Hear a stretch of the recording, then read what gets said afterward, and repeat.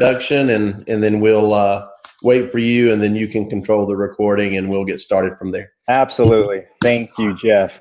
And welcome to everybody. This is Mario Brown calling in from Highland, Utah. It's a pleasure to be with you all tonight. Thank you to all the live listeners that are with us. And just as a reminder, this webinar will be recorded. Tonight, we are super excited. As you might see, we have another person on the screen tonight. And also, it's the start of our featured guests tonight. We have Jordan Adler from Vegas. He's currently in Vegas. He's the best-selling author of Beach Money and MLM Entrepreneur. It's a privilege to have you on the call tonight. Thank you, Jordan. We also, in addition to that, we have our own superstar, Jef Welch, who will be training us, continuing on with the training. And tonight, he's going to focus on the dynamics of culture. He'll explain exactly what that is and why it's important in growing our business. Now, we have a lot of new people on the call tonight. And so I wanted to briefly introduce Jef Welch. Jef Welch is someone that I've known for many, many years. And I met him as a corporate executive. And it's been about 15, 16 years. And Jef and I have traveled to the world together. My responsibility as a corporate executive has always been to work directly with the top distributors or brand partners. And that's where I met Jef. Jef was someone that absolutely stood out, someone that I trusted, someone that I saw had a huge passion for success and helping others, and just a huge mentor. So it's a privilege to have both Jef and Jordan on the line tonight. We have a lot to discuss. It's very, very exciting. So let's go ahead and get started. Jef, I'm going to turn the time over to you. Well, it's such a pleasure to have everyone on the call with us this evening. Thank you so much, Mario, and it's such a pleasure and an honor to work with someone with such high integrity as you have, and it's such a pleasure to have our guests that we have on our call tonight as well. As you know, these webcasts are all centered around prosperity, sustaining the prosperity of an individual that's in the network marketing profession. It's one thing to join a network marketing company and to grow your business and to get it to a place where you're prosperous. But it's another thing to keep that prosperity going and to keep that momentum going and to keep the stability maintained. And that's why that we entitle our process the Sustained Prosperity System. It's not just a prosperity system, it's a sustained prosperity system. So we're working very organically within the international markets to build not just with a big flash or a salesperson mentality, but actually reach beyond that. One of the things that Jordan posted earlier today on Facebook was very inspirational. Actually, was talking about 80% of the people who join network marketing, they join it on emotion. And when people join network marketing on emotion, and 80% of that's the case, obviously, we need to realize that many of the battles that we face in network marketing are emotional battles. You enter into it with an emotional high, and you experience the emotional crashes as you continue through your process of learning all the different ways of doing your business correctly. So we see this in many companies. They'll have a large bell curve going up, and then they'll have the big party, and then all of a sudden there'll be a few ripples, and they're not ready for it. They're not stable because they've built everything on emotion. They haven't built it on a systematic approach. They haven't built it on a stability based on how to actually do the business like a business. It's been like a party to them. And that's great. It's fine. But there comes a time when everyone's feet needs to hit the ground. They need gravity. They need to be able to continue on with their business in a very stable manner. So what we're doing here with this webinar is we're helping people understand how to do their business with their feet on the ground, even if their head's way up in the air. So it's an emotional business. Now, about 3% of the people out there have what we'd call a salesperson mentality, a 3 to 5%. And if you want to narrow down your market, then you need to be a salesperson. You need to be a very pushy type person just to drive that sale. But our guest tonight, our featured guest, Jordan Adler, is an expert, an artist in relationship marketing, not salesmanship, but relationship.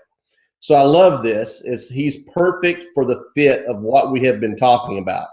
One of the things that we've been doing, especially in our teams over in Korea and some of the Asian markets, we've been implementing this organic growth based on people who have no experience in network marketing and helping them get to a large, substantial income as quickly as possible. And the only way this can happen is if there has to be systematic, consistent steps to the approach of getting there that do not get altered by the two worst enemies in network marketing, which of course basically is procrastination and rejection. Rejection, again, is an emotional battle. It's an emotional delay, while procrastination is a mental delay. So if we can cancel out these two worst enemies in network marketing, then you have won that battle. As you cancel out rejection, you cancel out procrastination, you cancel out these delays that are working on your mind, and you're able to actually put your feet on the ground and move forward. Now, tonight, we are honored to have Jordan Adler. He's not just a network marketer. I consider Jordan Adler a personal friend and someone I admire very highly. And I can tell you that Jordan is one of the network marketers I would consider in this industry that I would trust. I would be very confident that if I needed to leave the keys of my car with someone, I could leave it with Jordan, or the keys to my home. What kind of car do you have? Even the checkbook.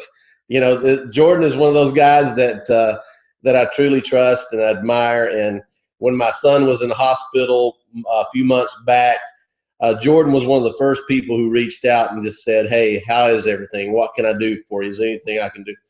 And I can tell you that Jordan is one of those guys that even though he's been very successful, he does not allow his ego to get in the way. Now, we're in an industry where people's egos are sometimes out of check. Sometimes their egos are bigger than their check. And Jordan is one of those gentlemen in the industry, in our profession, that truly does care about the people in his team, in his organization, and also the profession, those people who are not even in his organization or his team. And I really admire you, Jordan. I really admire you a lot.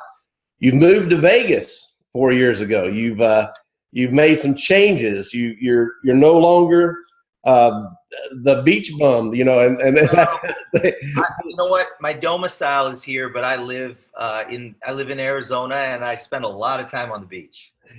Oh, there you go. That's good to go. The one thing that I can say, Jordan, is when you first started in the business you're in, and you have a very unique product in the company you're in, it blew my mind. I mean, I was just absolutely astonished how well you guys did in your business. And I know you're at Send Out Cards, and it's about a relationship marketing business. You're sending these cards out everywhere to everyone, and it's admirable, because I can remember when you started, and some people reached out to me and said, "Oh, you've got to get into this." And I said, "You got to be kidding. There's no way that this company is ever going to make it off of greeting cards. Are you joking? Are you kidding me?" And then all of a sudden, Jordan Adler comes into the company, and you have absolutely hit some home runs, because I don't think it's just about the product. I think it's because your model is truly relationship marketing, and you fit that so well.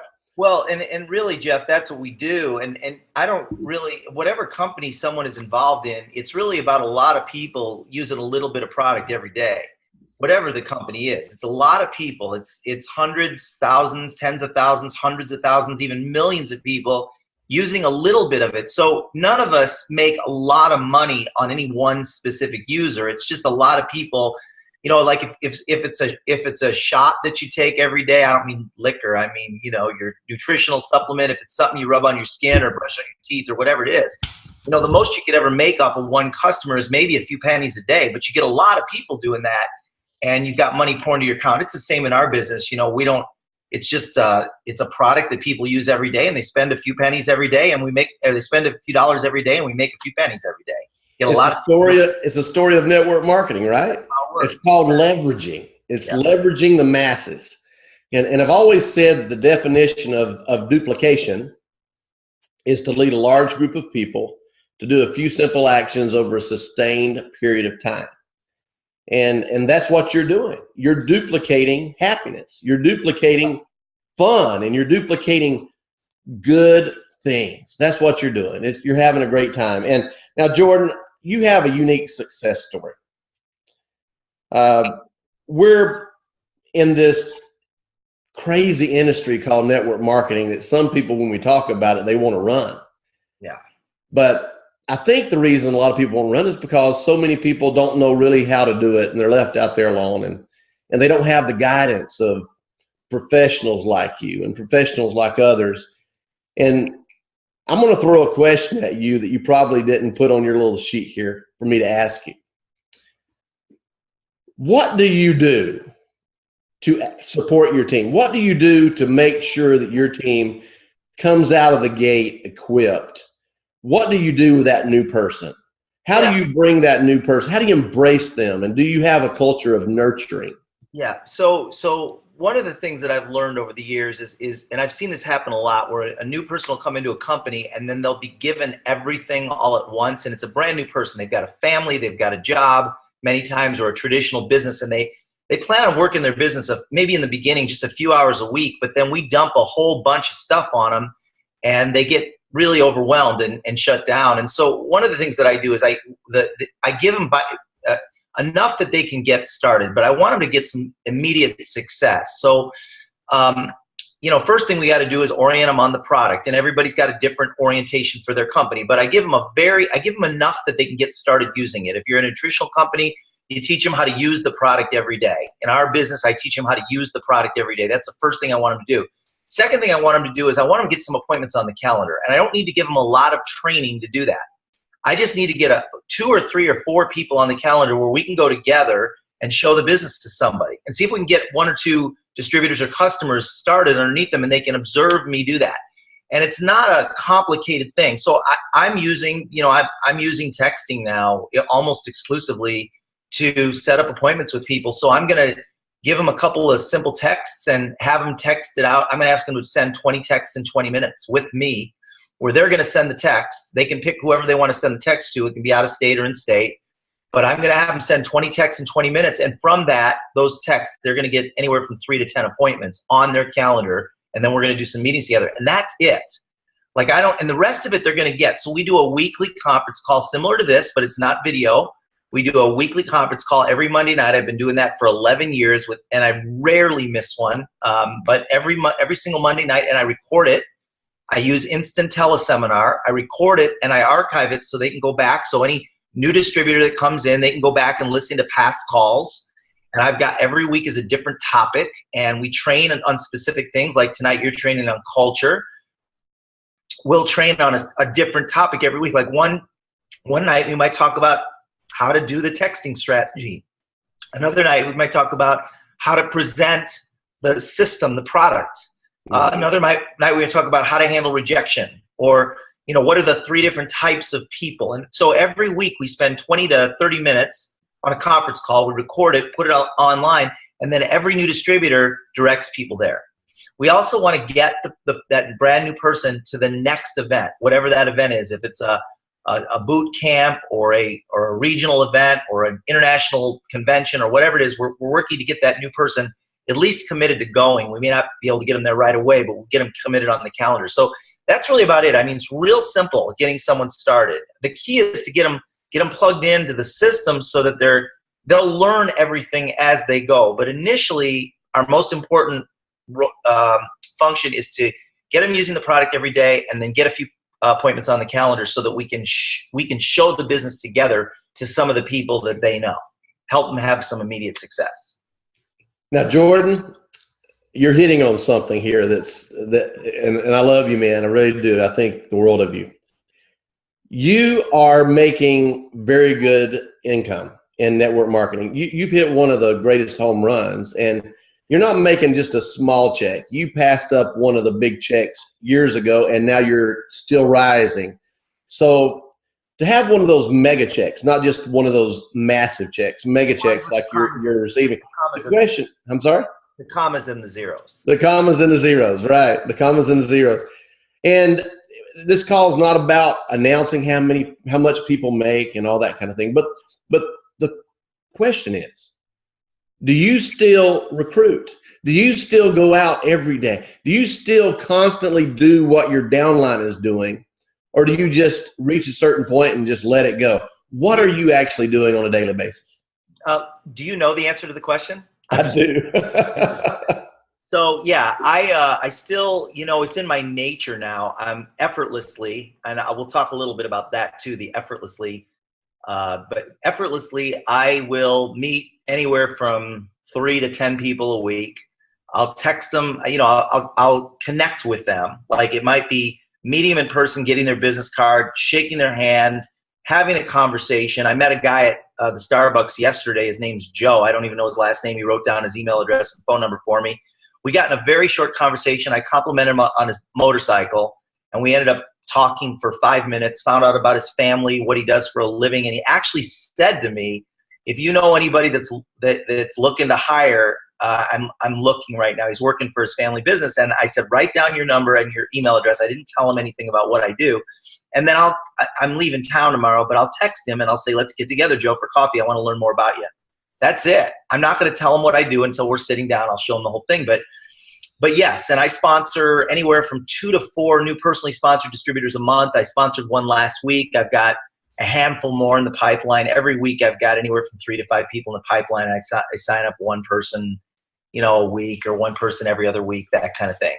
And I'm helping them get started. I'm always creating new legs. You're addicted like I am. I love it. I love it. Now, Jordan, were you an overnight success, or did it actually take you a while to figure it all out? Well, give us that part of your story, because I believe this is going to relate to so many people that's on this call this evening, because I've heard your story and it's so dynamic. Could you share that with us? Yeah, I was living in Chicago, in a small suburb in south suburbs of Chicago. To give you an idea of the neighborhood I grew up in, I lost my father a year ago December, and we sold the family home. And it was not a bank foreclosure. It wasn't a repo or anything. We just sold it on the open market when we lost my dad, and it sold for $10,000. That was the market value of the home that I grew up in. Shootings in the neighborhood once a week, and my dad lived there up until he was 83 years old. That's the neighborhood. Now, it wasn't always like it is right now, but it was a lower income neighborhood. I didn't have any role models growing up. Moved to Arizona with a guitar, a suitcase, and $250. The $250 were birthday gifts. I was 22 years old.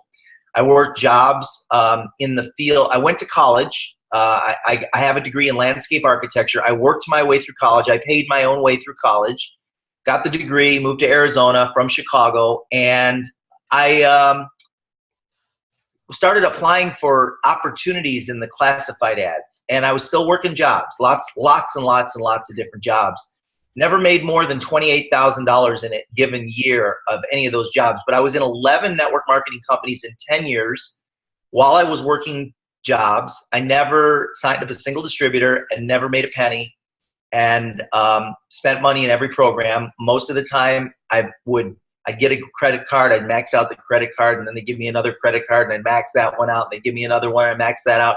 That's kind of how it was in the 80s. And over the course of my first 10 years in network marketing, I'll tell you where I was when I joined my 12th company. I was $36,000 in credit card debt. I was living in a enclosed garage in Tempe, Arizona, in a rental. My rent was $200 a month. I had 2 roommates. I had a broken down Jeep that was sitting in the street that had been broken down for 2 years. I was taking the bus to work. And the company that I worked for, which was America West Airlines, they had just filed bankruptcy. And they cut my pay from $28,000 a year, and I'd been there for 10 years. They cut my pay from $28,000 a year to $14,000 a year when they filed bankruptcy. So $14,000 a year in income, 34 years old, paying $200 a month for rent, broken down car. Joined my 12th network marketing company, and that was Excel, as you know. And I was there for 13 years, and I finally figured out how to give a very simple presentation. I started 3 days a week. I would drag somebody to sit down and listen to me. and we'd sit down for coffee at Coffee Plantation on Mill Avenue. I'd usually grab people from America West Airlines that I worked with, sat them down and said, I want you to look at this. And I'd show it to them, and about 1 out of 12 people would get involved. So I'd show the business 3 times a week. I would do that every single week. So it's 12 a month. I would sign up 1 person a month. So 1 out of 12 would say yes. And I did that for a couple of years.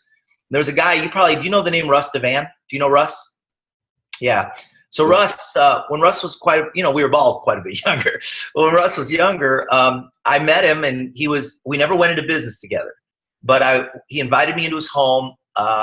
He was living in what I perceived to be a mansion. I mean, it had a big circle drive and a fountain out front. And he was driving a sports car. He was married, had a little kid, and living the lifestyle. I mean, he had the lifestyle that I wanted, and I had never made a penny in network marketing. And he told me that if I would go out and personally sign up 20 to 30 people, take a couple years to do it. This is what he told me. He said, you'll never have to work again. That's what he told me, and I believed him.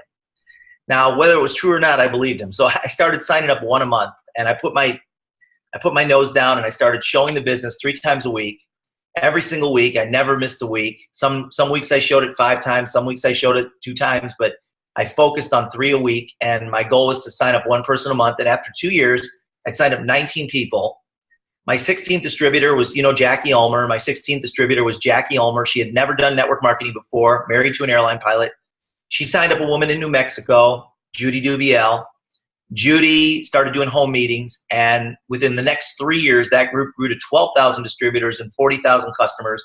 Made me my first $1 million. I made $8 million in that company, and I left my job after about 1.5 years. Too soon. I left my job too soon, but they were in bankruptcy, and I just started focusing on the business. It took me 3 years before I got any traction. In fact, at the end of my first year of doing what I just described, I was making $180 a month. My 11th month, I was at $180. By the end of my second year, I was somewhere in the range of, by my 15th month, I was at $1,200 a month. By the end of my second year, I was somewhere in the range of $2,500 a month, which for me was full-time income. I just left a job that was paying me $14,000 a year. So I'm making $2,500 a month. Not that I'm rolling in dough or anything like that, but I was doing better than I was at my job. Had expenses and had to pay taxes and all that, but it was tough for the first couple of years. My third year, by my 33rd month, things started to skyrocket. Between my 33rd month and my 40th month, my checks went over $34,000 a month, and then from there, the business really took off. But it was 33 months before, and it was working the business for 33 months. Now, that company went away. I was there till the bitter end, and it went away, and then I joined 11 years ago. I joined the company I'm with right now. And the only difference, Jeff, is what I did here versus what I did over there. Over there, I was doing 3 appointments a week. Over here, I did 5 to 8 appointments a day. So I started, I just hit the phones. I wasn't texting so much back then. Now I text, but back then I was just hitting the phones and calling people, say, I want to show you something. When can we set up a time? And I started doing that multiple times a day, and my business exploded. By my 5th month, my checks skyrocketed because I was showing the business so much for myself and for other people on the team. So, yeah. That's amazing. What an amazing story.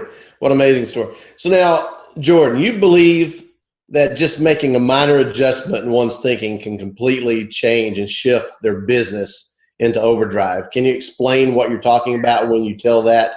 So I'll just tell a quick story. I've got a place, as you know, in the mountains of Arizona, in an old mining town called Jerome, Arizona. It's an old historic town, and I've had a place there for 15 years. And about a year ago, I leave the doors open and windows open during the summer because it's so beautiful, So I left the door open and on the deck looking out over Sedona, and a hummingbird flew into my place, and it flew straight over to the picture window, and it was buzzing against the window. And I was leaving. I was getting ready to leave and head out of town for like 3 weeks. I wasn't going to be back there, and I knew if I left the hummingbird in my house, he would die.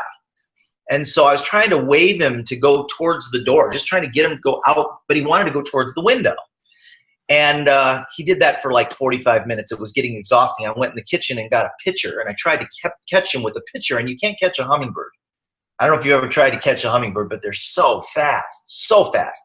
Well, eventually he got tired, thank God, and he kind of sat down on the bottom of the windowsill, and I took the pitcher, and he sat on the little rim of the pitcher, and I walked him outside, and he flew off. But I thought to myself, one direction represents struggle and death, and the other direction, just shifting that little hummingbird's focus towards the door is effortless, and it leads to freedom.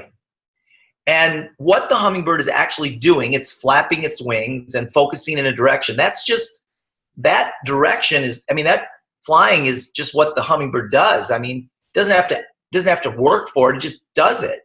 But one direction represents struggle and death, and the other direction is effortless and leads to freedom. And sometimes in our business, and this is what I had to do, you know, sometimes in our business, it's just a matter of shifting our focus and focusing on things that successful people focus on.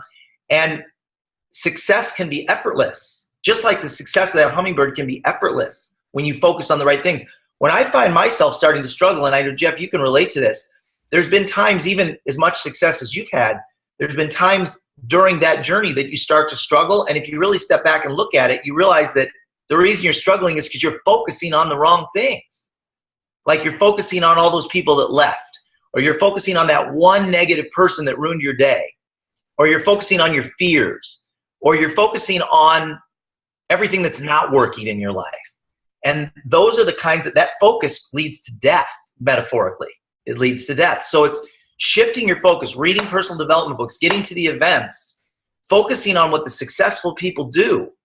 And then success becomes effortless. And if it's not effortless, it's usually, if you take a look in the mirror, usually it's because we're focusing on something that is causing us to freeze up, causing us to experience fear versus you know, opening up the world to the opportunity that's at our that's placed right in front of us. And that's what we've been talking about recently, is all the emotional battles. Yeah. You know, when you're a brand new distributor or representative or brand partner of a company, one of the first things that we see is they'll join a business because they've gone to some party, you know, they've gone to some meeting, someone's up there speaking, and they get bathed with this warm bath of enthusiasm, right? And they wake up the next morning and want to know, what did I get into? What did I join? They join the business off of emotion, like you were talking about recently. They join the business off emotion. And then you go through the emotional battles. Everyone has humanity. Everyone has normality on a consistent basis. Network marketing is not a dream world. Even though we're building our dream, it's not a dream world. It's our path to our dream in the human world. And we can't walk away from that. Man. And it's such, one of the most beautiful things that I see in network marketing is the relationships that we create and the ability and strength and the assets within that. Because our assets in network marketing is not just monetarily speaking. It's actually the assets of the relationships that we have created.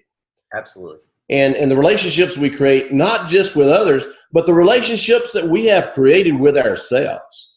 Because we are learning who we are. We're gaining ground on who we are and the best person that we ourselves can be if we truly apply what we're learning in network marketing. Because network marketing is a leadership factory. It's a people factory. It actually helps people come out of their box. I've seen so many introverted people come out of their box and become some of the greatest leaders in our profession. And you, Jordan, you build, and I'm kind of swinging back and forth here and taking you in a little different segues off of the path, but how do you stay so humble, and how do you keep your ego in check compared to some other people? I mean, because I can tell you, I've seen people with, you and I both have been able to hit some home runs over the years, and that's something we have in common, and we can communicate that. But there's a lot of people who haven't hit a lot of home runs, but they feel like they have to really posture themselves with this strong ego to actually feel successful before they are successful, or project something that they aren't. Can you give anyone here in this call advice in regards to that? Because I really do believe that you're probably the expert in being able to show everyone that real compassion and that passionate attitude from your level, because most people at your level are not that touchable like you are. First of all, Jeff, you know, I don't, you know, people kind of, they elevate you to this expert level or this guru level when your checks get big. And I'm just like humble as far, I just appreciate where I'm at and realize that everything is held together with very thin threads. I mean, I'm no different. You know, in Simon and Garfunkel's song, The Boxer, you know, there before the grace of God go I. You know, we're just like, you know, the difference between the homeless guy on the street and you and me is sometimes a couple of little decisions, you know? So, yeah. So I just, the way I have always viewed my business is that I'm not lucky because I do the work, and I've definitely gone through the, I am lucky, but I'm also, I guess what I'm saying when I say I'm not lucky, I do the work, and I've really worked on my personal development and surrounded myself with good people. But I also know that when somebody's truthful with you, the people that have the big checks in our profession, they figure out how to give a presentation, they figure out how to sponsor people, and ultimately someone comes into your group. Sometimes it's not even someone you brought in. It could be somebody in your second, third, fourth tier generation that comes into your business that has a big network, that's ready, that's a good communicator, and they go out and build a business of 10 or 20 or 30,000 people, and all of a sudden your checks skyrocket because that person joined your team. And then everyone wants to know your secret, and then they want your autograph, and then they, you know, they want you to speak at their events. And it's like what you did was you consistently showed the business, you consistently sponsored 1 to 4 new people per month. You kept going until somebody came into your business that decided that they were just as serious or more serious than you were, built a big business, and you get credit for that. They do too, but you get some credit for that. And then all of a sudden you're kind of elevated to this guru or expert level, and people want to know what your secret is, and then they press you for the secret. Like they want, like if you don't tell it, like if you give them an answer that's really simple, they want more, they expect more than that. So some people start to make stuff up. You know, they start to create things that, and that's what you see. Like there's a lot of stuff that's created in our profession that really isn't what got people to where they are, but that's what it looks like. Because, so, you know, I'm all for education, and I've got stacks of books everywhere, you know, and I'm constantly reading in 3 or 4 different books at the same time. And at the same time, I'm listening to audios, and I'm going to events. I never miss an event. I also spend, personally, I spend $10,000 to $20,000 a year on my own personal development, going to retreats and trainings and those kinds of things. So I do all that stuff to prepare myself for what's next. But, you know, there really is not as much of a magic bullet as people think. If they would just follow the simple, it's like Michael Jordan, he mastered probably 5 or 6 things, the fundamentals. He knows strategy, he knows the 5 things that, you know, and he drilled those things for many, many, many years. And we do the same thing. If you get good at some basic things that you hear the experts talk about, just get good at those and just keep practicing them on the court, not in your living room, but actually out in the field. Practice them at the Starbucks, practice them in the offices, practice them in the living rooms, practice them in the one-on-ones and two-on-ones, and practice a lot. Within a short period of time, you're going to be good at them. And then people will start to join your team and your business will grow. So, yeah. Now, ladies and gentlemen that are listening to the call, I want you to understand something about Jordan. Jordan is not only a network marketer, but he's also an author that has helped so many other network marketers with his book called Beach Money. And Beach Money has become a worldwide bestseller in its category. And he donates 100% of the income he receives off of this book to charities. So, you know, There's Jordan, there you go. He carries his beach sand around with him everywhere he goes in a little glass vial. That's great. I love the beach. The beach is my weakness. I always tell everyone my goal is always just to have my heels stuck down in the sand and to build my business from the beaches all over the world. And that's where we have something in common. I love the water. I love the beach, and you do as well. That's your game. You're a helicopter pilot now. You're living your dream. You're living your dream. But now you've adopted some simple principles that you do and you teach everyone to believe, and how that will help you as an owner, help them to build their lives, right? So what are those principles that you talk about so adamantly?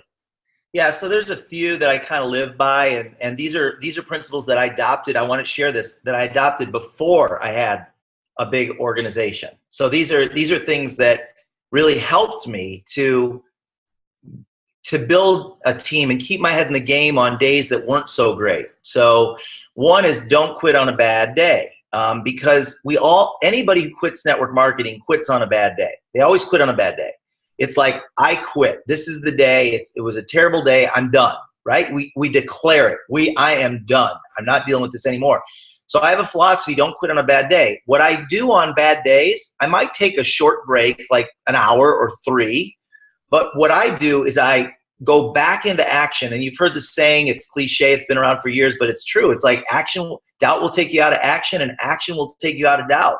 So what I'm going to do is I'm going to do something to advance my business on my difficult days. That's the first thing. Because what happens is if you get back into action quickly, like get back up on the horse, you're going to have a good moment. And if you just don't quit on a bad day, don't quit on a bad week, don't quit on a bad month. And I could bore you, Jef could bore you with our stories about having tough months and tough weeks in network marketing. Even the people with the big checks have tough weeks. Isn't that right, Jef? That's exactly right. So the bigger your organization, the more problems you deal with every day, and that's just part of life. You know, I'm not going to go into the detail of it, but last year, year before last, I was standing backstage at Eric Worre's event. There were thousands of people in the crowd, 3,000 people in the crowd, and Curtis Broom was introducing me, and as that was happening, I got a text message. And I looked at my phone, and it's my sister. This is Friday night as I'm walking on stage. My sister texted me saying, Dad's going to die tonight. This is literally seconds before I walked on stage.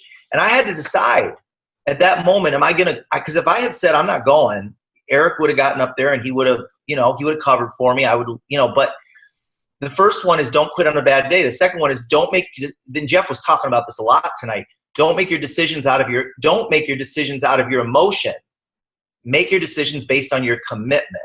And I had been teaching that for years. And so here I am faced with a situation. I knew I couldn't get back to Chicago Friday night. So do I make my decision based on how I'm feeling in that moment, or do I make a decision based on what I'm committed to? And at that moment, I was committed to being up on the stage. I was crying backstage with Eric and Marina wrapping their arms around me literally 30 seconds before walking on stage. And I did my talk. And I thought about this. I make my decisions in my business based on what I'm committed to. Are you committed to your family? Are you committed to your family's future? Are you committed to really having your dream? Are you committed to getting out of that job that you really hate? Are you committed to paying off your bills? What are you committed to? Make your decisions based on that, not based on how you're feeling, because your feelings, like Jef said, we're human. Our feelings go up and down. And that's tough sometimes, because it's easy now. Everybody on the call right now are nodding their head. Yeah, I agree. But when you're in it, that's when it's tough. It's like when you are in the heat of that emotion, it's tough to say, I can't do this. It's easy to say, I can't do this. It's tough. And taking you off that segue just for a moment, of course, my degree is psychology, so I'm going to throw this at you. Yeah. For just a moment. And you've seen this, and I've seen this in the relationship marketing business, which is network marketing business. Anytime that people enter into a relationship, whether it's a business relationship or if it's a personal relationship, whatever it may be, there's constant paradigm shifts in their personalities, and we all change. And those changes, whether they're good or whether they're bad, they're very impactful. And the best way I can explain that is this. When you enter into a relationship, everyone has their securities and their insecurities, right? We all have our securities and our insecurities. No matter how strong we are, we all have our securities and our insecurities. So when we bond with others within a relationship, whether it's a business relationship or whether it's a personal relationship, what happens is those personalities are mingling because those securities and those insecurities are mingling. Right. Well, when one person is becoming stronger, it may be making the other person feel more insecure, or a person becomes more insecure, it makes the other person feel stronger in different areas. When these shifts are taking place, it causes personalities also redefine themselves, because our personalities are defined by our insecurities and our securities, correct? Yeah. So that's why when we enter in relationships, isn't it amazing that when we first entering into our relationships, whether it's business or personal, we feel like we know that person. We feel like we know that business person, or we feel like we know that companion, whoever it may be. And as soon as those paradigm shifts of securities and insecurities start changing personalities, everyone looks around and says, you know, something's different. Something doesn't feel right.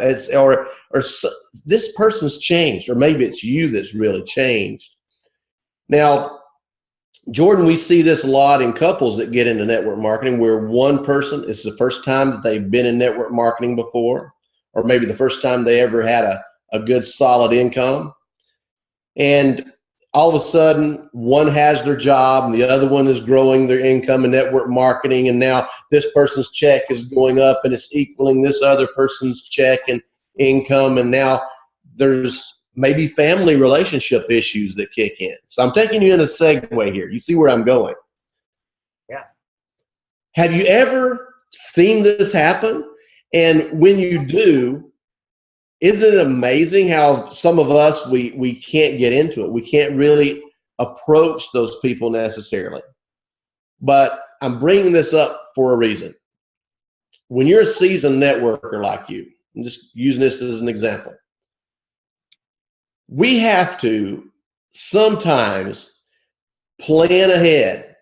We have to train ahead. We have to compensate people's mentality and emotions ahead of time so that they're ready for the battle ahead, don't we? Yeah. I'm just using that one battle as an example.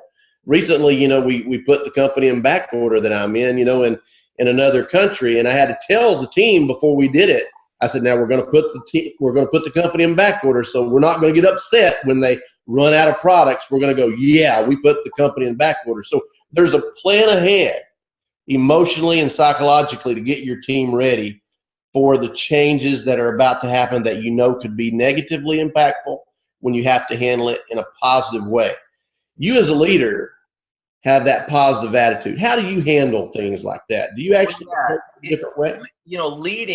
Leading is really about positioning things for your team, and so that and holding the vision for your team, because there are going to be people that come into your team that are going to complain about stuff. They're going to see the bad or the negative in situations. And you as a leader, even if you're brand new, if you're just getting started and it's just you on your team, in order for you to have a team, you've got to be the leader. So you've got to be the person that holds the vision for the team. You have to be the person that reframes things so that people can see what's the positive. Like you just talked about that, Jeff. Like what is it about being back ordered in another country that's good? Well, you guys outsold the company's ability to provide it, so they've got to catch up to you. That's a good thing. So that's a reframing. The other thing is what we're doing is we're preparing people for what to expect. Real life. For example, I'll give you two quick examples. One is for every 30 people that you sign up, this is the nature of people. It doesn't have to do with your company. It doesn't have to do with your product. It doesn't have to do with your comp plan. For every 30 people you sign up, a third of them will do nothing. A third of them will do a little. A third of them will do a little more than a little. And 1 out of 20 to 30 will do it big. And that's how it is in real estate. That's how it is in the fitness centers, the people that pay their monthly fitness membership. Only about 1 out of 30 really get in great shape. A third of them never work out. A third of them work out a little. A third of them work out a little more than a little. They'll keep coming back once in a while. But 1 out of 20 to 30 are going to go out and get in perfect physical shape as a result of joining that gym.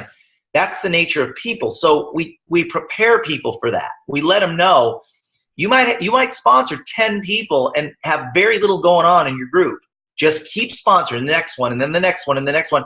And then the people in that first 10, then a couple of them might start to percolate and go down there and work with them. But the other thing is, there's skeptical people, there's cynical people, and there's people that are ready to play. And I teach people that. What's the difference between a skeptic and a cynic? What's the difference between why are skeptics good and why are cynics bad? Why do you want to kind of disassociate yourself with the cynics and you want to answer the questions of the skeptics? You want to give the skeptic the information they need to make a good decision. They'll become your best distributors, better than the ones that are ready to run on day one. So I teach people those distinctions in my training. And if you're not ready to teach it, Jeff will teach it for you, or there are other great trainers in our profession that'll teach it for you. But you need to inoculate your team from those things that are going to happen out there that might knock them out of the business. And that's why I tell people, don't quit on a bad day. Don't make your decisions based on your emotion. Make them out of the commitment, because I know they're going to have lots and lots of tough days. So I need to prepare them for those tough days. Now, let's talk about culture here for a moment, because culture is extremely important. And culture and cult come from the same root word, of course, right? It's like a bar of wet soap. If you have a culture that you hold on too tight, it's going to slip out of your hands and become a cult, right? Now, anytime that you look at a culture within a company, it's definitely in relation to a relationship. It's just like a relationship. If you hold on to it too tight, it'll slip out of your hands. It's like a wet bar of soap.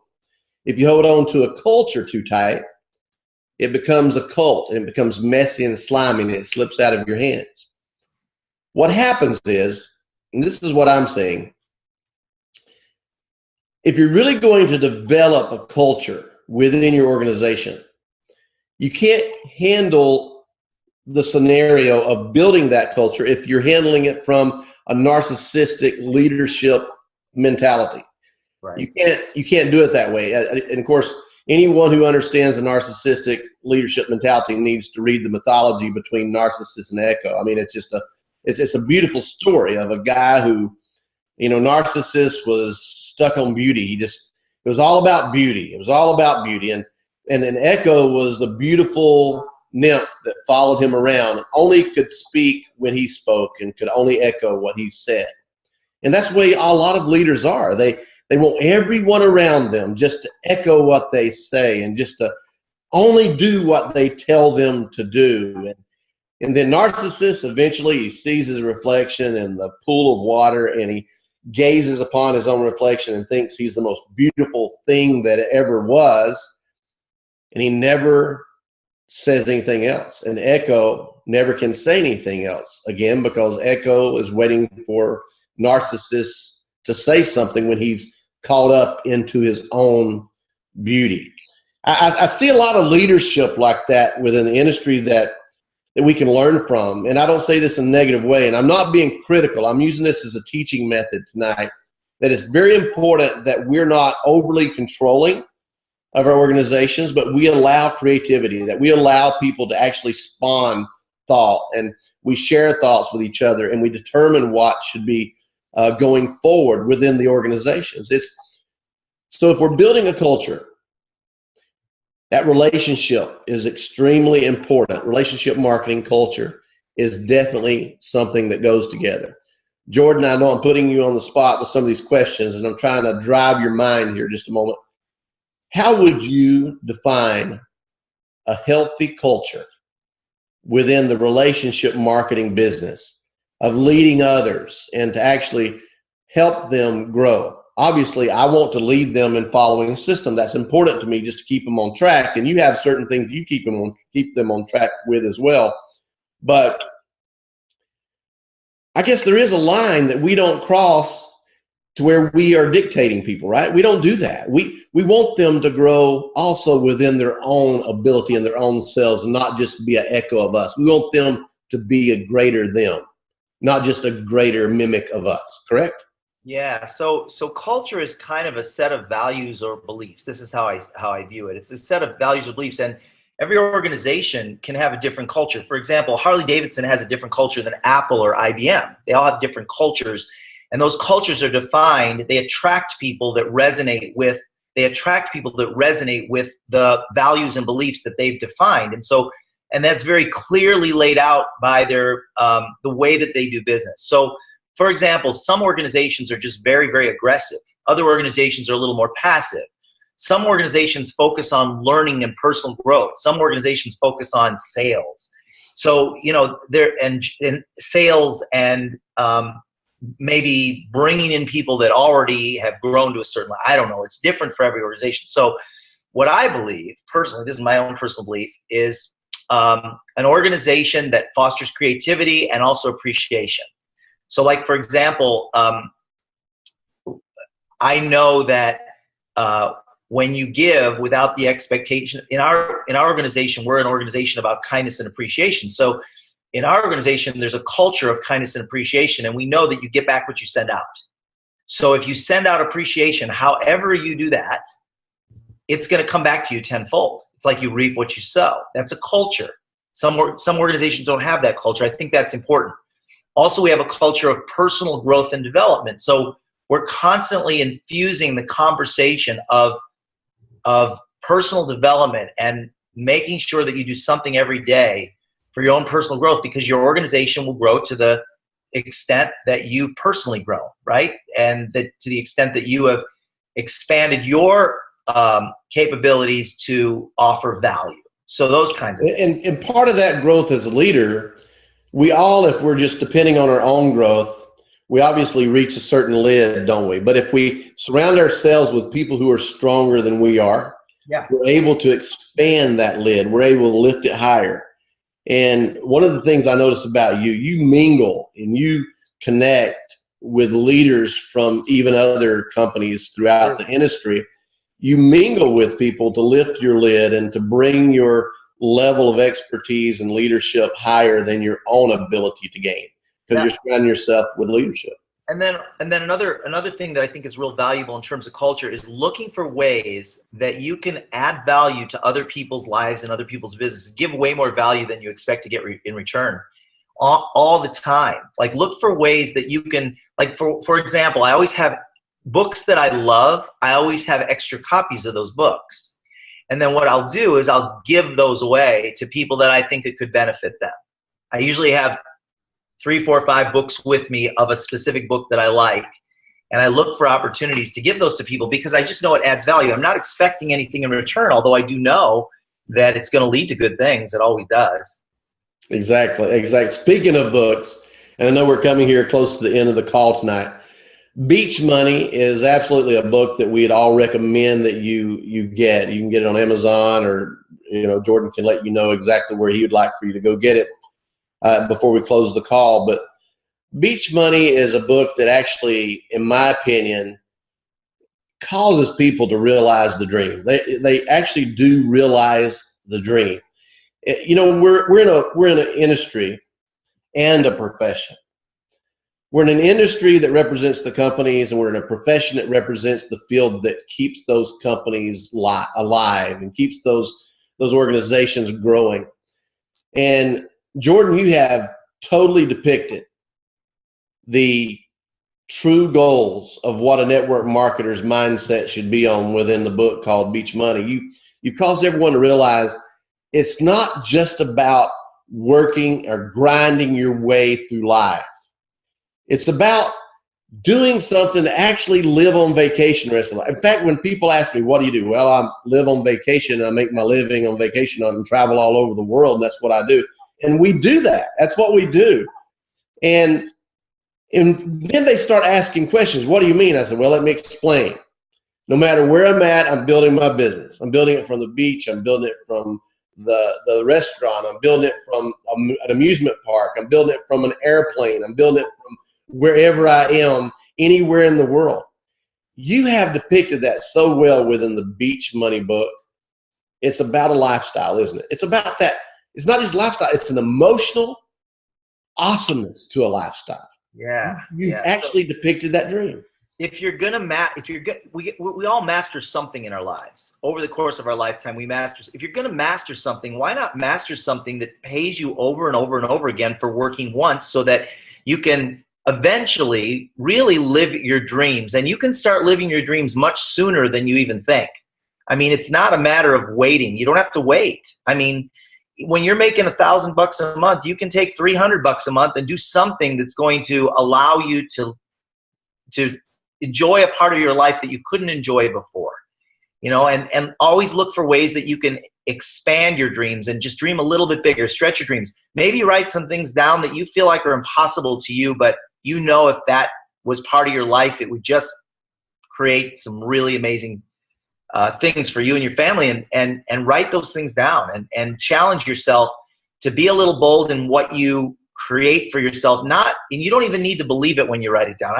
I didn't ever believe that I was going to be able to fly helicopters and be a helicopter pilot. Even while I was training, I really questioned whether it would ever really happen. I said that to my instructor 100 times.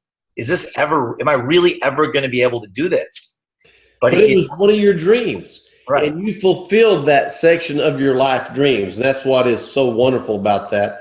And, you know, network marketing, I've seen so many people in network marketing. Look at me. I grew up on a chicken farm in North Georgia. I'm proud of that. I'm not ashamed of that. I grew up on a farm. We put out over 100,000 chickens on people's tables every 8 or 10 weeks. And that was a chicken farm.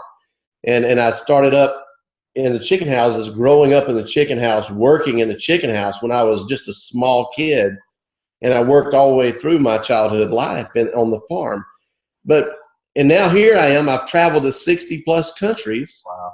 And I grew up on a chicken farm in North Georgia. I still love to go to the country and to enjoy the country life. I own 2 John Deere tractors, you know, and I have my little ranch in North Carolina. And listen, I've noticed that about you. You don't forget where you came from. Right. That's what makes you so awesome, Jordan. You don't forget where you came from. And that gives you the ability to truly relate to the people who are listening right now that want to get to the dream where you have gone. And that's the key. You have not forgotten where you've come from. It relates to the people who are listening and helps them understand they truly can get to where you are now if they just will apply themselves. Jordan, thank you so much for being our guest tonight. I mean, it really is an honor, and I mean that from the bottom of my heart. This sustained prosperity system, we have been training people that the first steps of follow-up is to build a relationship. Build a relationship between you and that person, trust. It's all about establishing trust. Trusting the sponsor, trusting the product, trusting the company. By building a relationship, then you can get into the stages of commitment and then eventually get into the stages of confirming that commitment and building your team. Step by step, it's all about building a relationship, and it's about doing it right with integrity. And everything starts at the top. If you have integrity at the top, it's going to go all the way down to the bottom. If you don't have integrity at the top, that's going to go down to the bottom as well. And you have truly shown that building integrity at the top, you have been able to build an organization that has integrity all the way through its ranks. And so it's an honor, a true honor to have you as our guest, our special featured guest this evening.